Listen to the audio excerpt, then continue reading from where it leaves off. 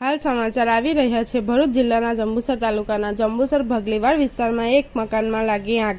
કલ્પેશરાવ સોમાજી રાજ જાદવના મકાનમાં લાગી આગ। ફ્રીજનું કોમ્પ્રેસર ફાટતા મકાનમાં લાગી આગ। જંબુસર નગરપાલિકાનું ફાયર ઘટના સ્થળે દોડી આવ્યું। આગની ઘટના બનતા લોકોના ટોળા ઉમટી પડ્યા। આગની ઘટનામાં ઘર વખરી બળીને ખાખ। ઘટનાને કોઈ પણ પ્રકારની જાનહાનિ થયેલ નથી। રિપોર્ટર દિવાન નજીર।